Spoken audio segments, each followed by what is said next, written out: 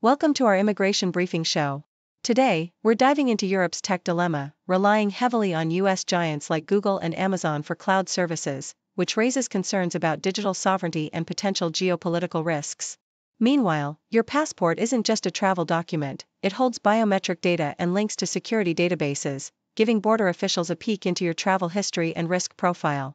Lastly, Elon Musk's new AI platform, Grok Imagine, introduces a spicy mode that can generate suggestive images, raising alarms over consent, privacy, and societal impact. Please continue to watch for the detailed scoop. BBC reports that Europe's dependence on US technology is raising serious concerns about digital sovereignty, especially regarding critical infrastructure like cloud computing, satellite internet, and AI. With only three US giants, Google, Microsoft, and Amazon, controlling 70% of Europe's cloud services, the region risks being vulnerable to a hypothetical US kill switch that could cut off essential services in times of political conflict. Although US companies claim to offer sovereign solutions, European policymakers worry that reliance on American tech leaves critical data exposed to non-European laws and potential disruptions, prompting some to explore local alternatives like France's OVH cloud and open-source software. Yet, these alternatives currently lack the scale and capabilities of US giants, making a swift transition unlikely, though some European states are gradually shifting towards open-source solutions, signaling a potential shift in the future. Experts suggest that instead of trying to replace US dominance entirely, Europe should focus on developing areas like industrial AI and advanced chip manufacturing where it already has a competitive edge, while policymakers debate whether stricter regulations or strategic investments are needed to bolster digital independence. Australian Broadcasting Corporation reveals that border security extends far beyond a simple passport check. When crossing borders, travelers' personal data is extensively scrutinized, including biometric information stored in e-passport chips, flight booking details, and data from international security databases. For example, Melbourne woman Pauline Ryan was detained at LA airport due to her past trip to Iran, which led to her ESTA visa being revoked under US rules, despite her having disclosed the trip during her original application. Border authorities also access real-time biometric verification and cross-reference watch lists, criminal records, and other security data to assess risk, often exercising broad discretion that can override visa approvals. This extensive data collection enables authorities to build detailed profiles of travelers before they arrive, raising privacy concerns.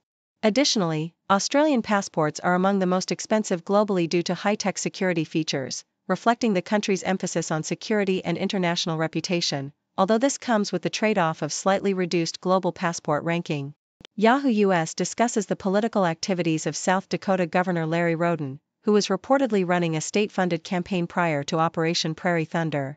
The operation, led by U.S. Immigration and Customs Enforcement, targeted alleged illegal activities, but reports suggest that Roden's involvement may have included covert political campaigning, raising questions about the intersection of state politics and federal law enforcement efforts. The campaign's details remain under investigation, but it highlights ongoing concerns about the transparency and legality of political influence within law enforcement operations. This case underscores the complex relationship between state officials and federal agencies, especially when political interests may intersect with national security initiatives, prompting calls for greater oversight and accountability.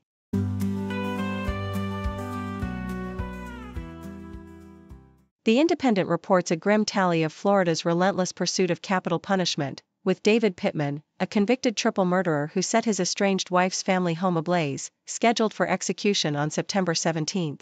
Florida's 2023 execution count has already surpassed previous records, with 9 carried out this year, making it the leading state in U.S. executions. Pittman's story is a chilling reminder of the brutal violence that led to his conviction in 1991, when he murdered his wife's parents and sister during a divorce dispute, then set their house on fire and stole their car. His case is now under appeal, reflecting ongoing legal debates surrounding the death penalty, which has seen a resurgence in Florida under Governor Ron DeSantis, as the state prepares for more executions later this month amidst a national trend of increasing capital punishment. The Associated Press highlights Pope Leo XIV's compassionate outreach to Italy's homeless community during his summer retreat in Castel Gandolfo. Celebrating a mass with around 110 attendees from Caritas Charities and Social Services, the Pope emphasized the dignity of all people, regardless of their social status, urging a spirit of charity that recognizes everyone as both helper and recipient. His homily was a heartfelt call for unity and humility, emphasizing that in the eyes of God, all are poor and precious. Later, Leo XIV hosted a communal lunch at the Vatican's Environmental Center, serving traditional Italian dishes like lasagna and roast veal, and sharing a moment of fellowship with those often marginalized by society. His efforts reflect a lifetime dedicated to aiding the vulnerable, reinforced by his previous work in Peru and his leadership in the Church's social initiatives, embodying a message of love and solidarity rooted in Christian compassion. The Independent also reveals actor Mark Hamill's political disillusionment and personal dilemmas amid the turbulent U.S. landscape. The Star Wars legend contemplated leaving America after Donald Trump's 2024 re-election, offering his wife the choice of relocating to London or Ireland, but ultimately decided to stay, buoyed by the hope that genuine goodness still exists in the country. Hamill, a committed Democrat, expressed frustration with what he perceives as the incompetence and cruelty of the current political climate, comparing the chaos to a sprawling political novel that he refuses to let destroy his faith in the American spirit. He also shared his moral conflict over his upcoming role in The Long Walk, a dystopian film about a brutal contest, which he nearly declined due to America's gun violence. Hamill's reflections reveal a man deeply engaged with the issues of his homeland, balancing his love for the country with a critical awareness of its flaws, and finding hope in the presence of honest, decent people amid the chaos.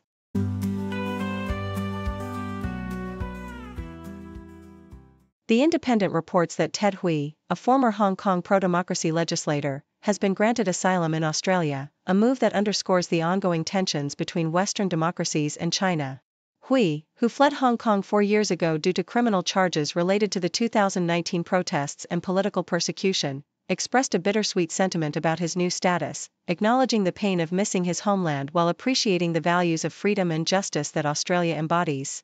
His case highlights the risks faced by Hong Kong activists, including targeted bounties and harassment campaigns, as well as the broader geopolitical implications of Western countries offering refuge to dissidents fleeing authoritarian regimes. Hui's commitment to democracy is evident in his vow to contribute to Australian society and advocate for other imprisoned Hong Kongers like Jimmy Lai, emphasizing that Australia's stance on human rights and political asylum sets an important precedent on the global stage.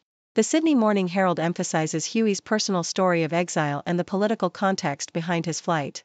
After facing charges linked to the 2019 protests, Hui left Hong Kong in late 2020, seeking safety amid a crackdown on pro-democracy advocates by Beijing and the Hong Kong government. His departure was driven by fears of being imprisoned for defending democratic rights, especially as Hong Kong's national security law criminalized acts of dissent with severe penalties, including bounties of 1 million Hong Kong dollars on activists' heads. Hui's arrival in Australia marked a significant victory for democracy advocates, but also exposed him to threats, such as anonymous threats and disinformation campaigns aimed at discrediting him. His plea for Australia to advocate for imprisoned activists like Lai underscores the ongoing struggle for human rights in Hong Kong, and the importance of international support in standing against authoritarian repression. South China Morning Post details the innovative efforts to modernize Hong Kong's taxi industry through digital payments, highlighting the launch of Dash, a new e-payment system designed to replace cash-only transactions. Jason Ma, the founder, aims to address the resistance among taxi drivers who traditionally rely on tips from cash payments, despite government mandates requiring taxis to accept digital payments. The Dash system, installed in a fraction of Hong Kong's taxis, offers multiple payment options such as Visa, MasterCard, Apple Pay, and WeChat Pay, and is part of a broader push towards a cashless ecosystem. Ma's approach includes a zero-commission model for drivers, subsidized hardware costs, and a user-friendly app for ride-hailing and fare payments, encouraging industry-wide adoption. While progress is slow, with only 10% of taxis equipped with the system, this initiative signifies a strategic move to modernize the city's transportation sector and align it with global digital standards, despite the cultural and economic challenges faced by drivers accustomed to cash tips.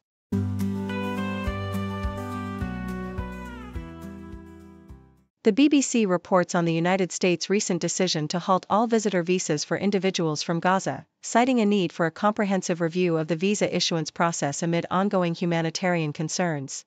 This policy shift has sparked outrage among Palestinian rights advocates, particularly the Palestine Children's Relief Fund, which warns that the move could irreparably damage efforts to evacuate critically ill children for life-saving treatments abroad. The backdrop of this decision is a war that has ravaged Gaza's medical infrastructure and caused severe food shortages, exacerbated by an Israeli blockade that restricts aid delivery under the pretext of preventing Hamas from seizing supplies. Journalists and humanitarian organizations within Gaza have also faced dire conditions, with some warning of famine and starvation, highlighting the broader humanitarian crisis amidst ongoing conflict and political tensions. The Australian Broadcasting Corporation details the positive impact of new laws in New South Wales that make pet ownership easier for tenants, illustrating a significant shift in rental regulations. Casey Monroe, a tenant who successfully challenged a landlord's rejection of his pet dog Elsie, credits the reforms for improving his mental health and living standards. Under the new legislation, landlords can no longer refuse pet requests without valid reasons, and tenants are entitled to a written response within 21 days, with automatic approval if ignored. While tenants celebrate these reforms, some landlords, like Brenda Morrison, express concerns about potential property damage and increased costs. The laws aim to balance tenants' rights with property owners' protections, allowing restrictions on the number of animals and reasons for rejection, but also placing new responsibilities on landlords to maintain suitable living conditions. The Australian Broadcasting Corporation also reports on the compassionate granting of a new visa to Saurabh Anand, an Indian man severely injured in an alleged machete attack in Victoria, who was at risk of deportation due to expiring temporary visas. The government's decision to issue a 2-year visa, with a pathway to permanent residency, underscores Australia's willingness to consider individual circumstances in immigration policies. Anand's case garnered attention after his injuries, which include nerve damage and excruciating pain, worsened by the attack. Supported by community and political figures, Anand's case highlights the importance of humanitarian considerations and the recognition of contributions made by immigrants. His story reflects broader themes of compassion, justice, and the complex balance between immigration laws and individual welfare, illustrating how personal stories can influence policy decisions in a compassionate society.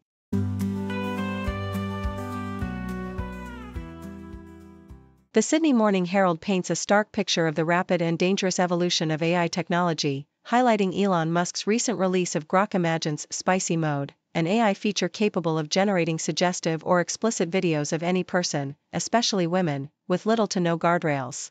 This tool, accessible only to paying users at $45 a month, demonstrates an unsettling ability to convincingly depict recognizable women, including celebrities like Taylor Swift, in highly sexualized scenarios, often without consent or safeguards. The article warns that such unchecked AI-generated content could erode societal notions of consent and respect, fostering a culture where women and marginalized groups are reduced to sexual objects with a single click, potentially impacting real-world attitudes and behaviors. Musk's apparent disregard for the ethical implications, combined with the platform's permissiveness, underscores a broader trend of tech giants prioritizing profit and free speech over safety, even as governments and regulators struggle to keep pace with the proliferation of AI misuse. The Independent reports on a sweeping censorship campaign triggered by a single controversial game, No Mercy, which depicted incest and rape themes, prompting major online marketplaces like Steam and itch.io to remove thousands of adult-themed games.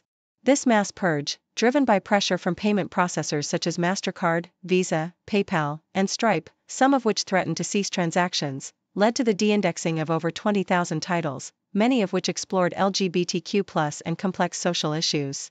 Critics argue that this swift, financial-driven censorship disproportionately targets marginalized creators and content that challenges societal norms, often without proper warning or transparency. The article emphasizes that these payment companies, motivated by reputation management and fear of legal repercussions, have little expertise or accountability in moderating online speech, raising concerns about the broader implications of financial censorship on artistic expression and free expression in digital spaces. The Toronto Star shares a heartfelt reflection on the unanticipated benefits of maintaining a daily walking and jogging streak, inspired by the author's 87-year-old grandfather, Alan Parker. Once a dedicated runner, Parker continued his streak into his 80s despite health setbacks, including hospitalizations for atrial fibrillation and colon cancer, demonstrating resilience and a deep appreciation for the outdoors. Now walking 8,000 steps daily, he finds not only physical health but also social connection and mental clarity in his routine. The author recounts his own 5-year journey of daily jogging, which has become more than exercise. It's a daily invitation to embrace the world's beauty, weathering storms, snow, and heat, fostering gratitude and mindfulness. Their stories underscore the importance of consistency and outdoor exposure for health and well-being, inspiring others to cherish the simple yet profound act of stepping outside, regardless of circumstances, and celebrating the enduring human spirit of perseverance.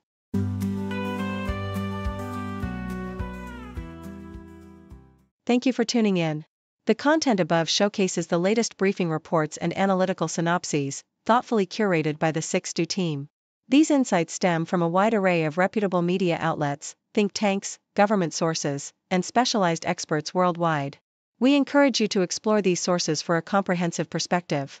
Keep in mind that while the content may not always align with the official standpoint of 6Do Brief, it's not meant to be taken as absolute directives for decision-making.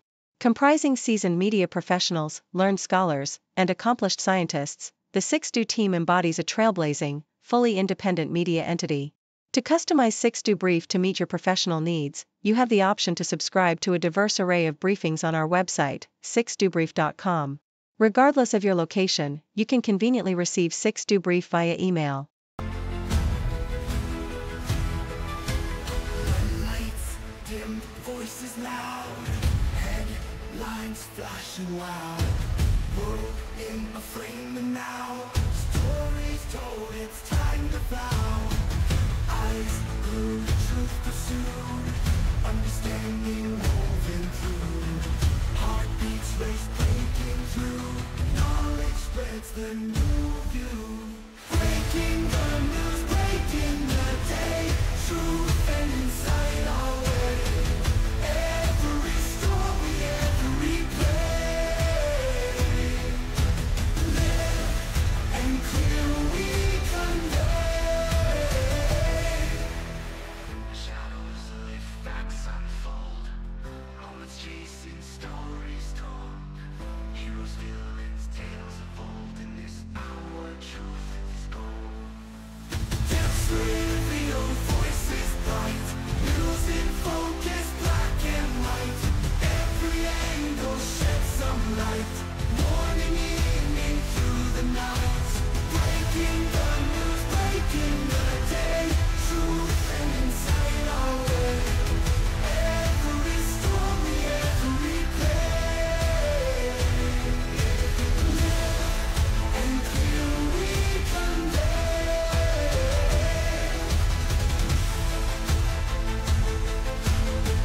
Truth and insight our way. Truth and insight our way.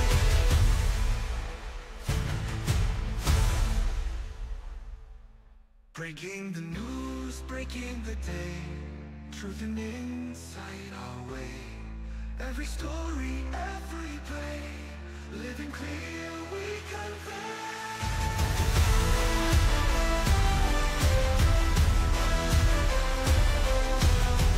Every story, every play, and clear we convey.